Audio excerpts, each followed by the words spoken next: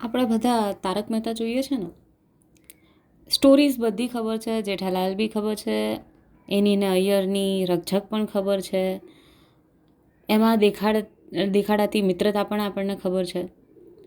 પણ એમાં એક બહુ સરસ એના ટાઇટલ સોંગમાં એક લાઈન છે કે જો તમે તમારો દ્રષ્ટિકોણ બદલશો ને તો ઘણું બધું બદલાઈ જશે. ઠીક છે, આવી જ એક વાત આજે આપણે કરીએ.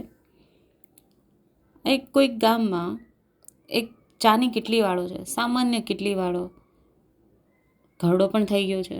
એને પણ એની પાસે એનો એક રેગ્યુલર વર્ગ છે જે એના ત્યાંથી ચા પીવે છે, નાસ્તો કરે છે, અને બધા ત્યાં ટોલ ટપ્પા પણ કરે છે, મજા કરે છે. આપણે બધા જાણીએ છીએ ચાની કીટલી એટલે વાર્તાઓનો ખજાનો.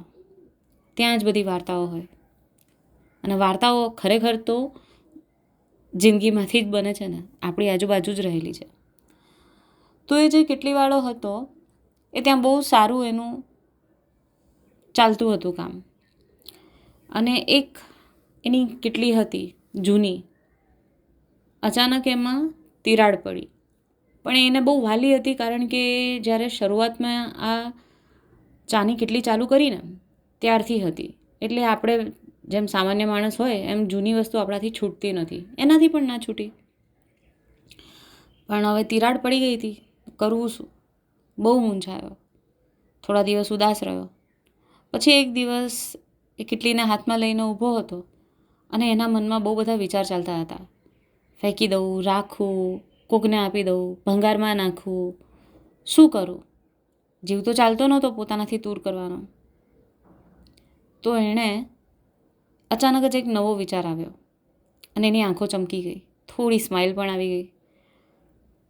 એણે બીજા દિવસે એ જ કીટલીમાં, ખાલી કીટલીમાં ફૂલ મૂકી દીધા અને એ ફૂલદાન બની ગયું. એને કે કીટલી ઉપર એની જરૂર તો નહોતી, પણ એક સુશોભન થઈ ગયું, અને એની સાથે એ કીટલી પણ એની સાથે રહી ગઈ. જિંદગી આ જ છે, આપણા જ અનુભવો આપણી જોડે રહે છે, થોડા તડજોડ સાથે, પણ એને સુંદર બનાવી શકાય છે. ફેંકી દેવાથી કે એનાથી ભાગી જવાથી, એને દૂર કરી દેવાથી બદલાતું નથી. તૂટીને જ કંઈક બને છે, તૂટીને જ એમાં નિખાર આવે છે. ક્યાંક ક્યાંક આ વાત સાથે ડિસએગ્રીમેન્ટ હશે, ક્યાંક ક્યાંક એગ્રીમેન્ટ હશે.